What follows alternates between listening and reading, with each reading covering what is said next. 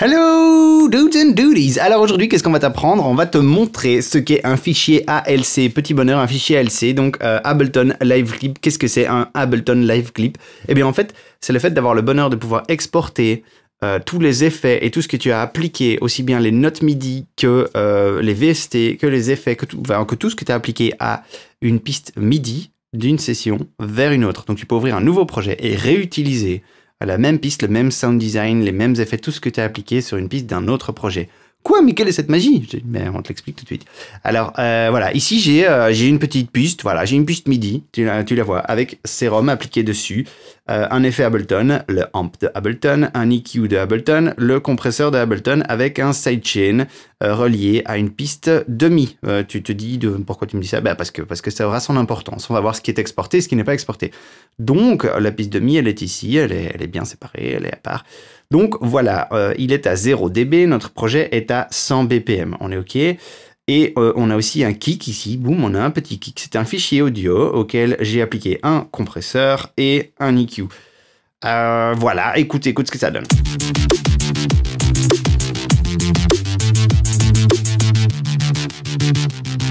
La piste MIDI. Ok, et notre kick tout dégueulasse auquel j'ai coupé les basses fréquences parce que j'avais envie de faire un kick tout dégueulasse. Oui, bah c'est comme ça, mais aussi parce que j'avais pas besoin des basses fréquences. T'es prêt? Mais c'est un joli kick, voilà, c'est un super kick. Alors je me dis, je voudrais une autre session, je travaille sur un autre truc pour le moment, mais je voudrais réutiliser ce clip MIDI, je voudrais réutiliser le même sound design, je voudrais réutiliser la même mélodie, en tout cas les mêmes notes, en tout cas la même gamme, ça fait beaucoup en tout cas, hein, oui, et un kick sans sub, parce que j'ai aussi envie de ça, donc je vais réexporter ces choses-là. Alors, tu pourrais exporter le clip MIDI en soi, tu pourrais exporter un fichier audio à partir de cette piste MIDI, il y a plein de choses.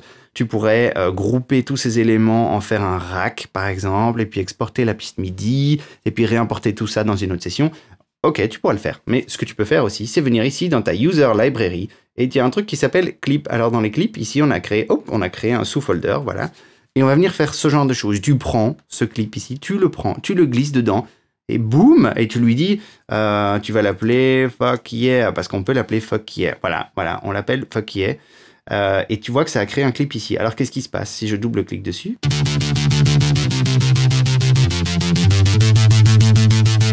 Voilà, il me fait un preview, comme quand tu utilises, imaginons un instrument Ableton.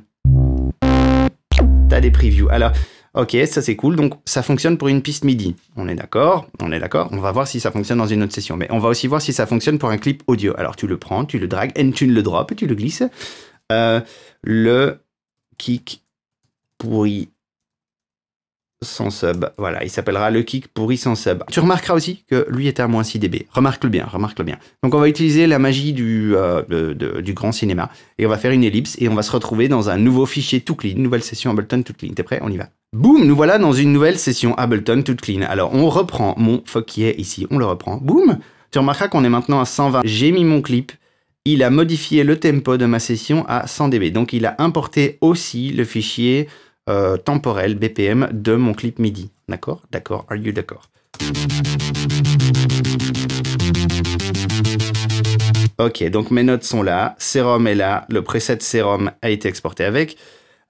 L'ampli est là, l'EQ est là et le compresseur est là. Tu remarqueras que le demi n'existe plus. Effectivement, il n'a pas importé la piste demi parce qu'il n'y avait pas de piste demi, il n'y avait pas les mêmes clips créés dans cette session. Donc, il ne sait pas à quoi router le demi en audio from ici. Donc, tu remarqueras que lui, il a disparu. On était bien à 0 dB pour la piste Serum. Alors, on va voir avec le kick. Lui était à moins 6. Le kick était à moins 6. Alors, je prends le kick, je le drag et je le drop. Tu remarqueras que donc le fader est bien resté à 0, mais que mon fichier audio a bien été exporté, que le compresseur a bien été exporté et que l'EQ lui aussi a bien été exporté.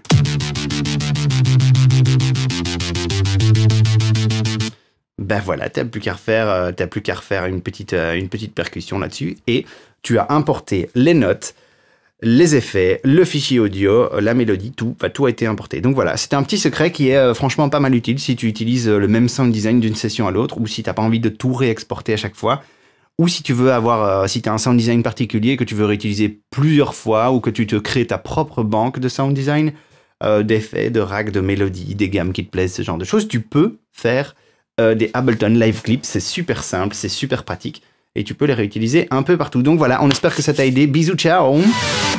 Let's say China.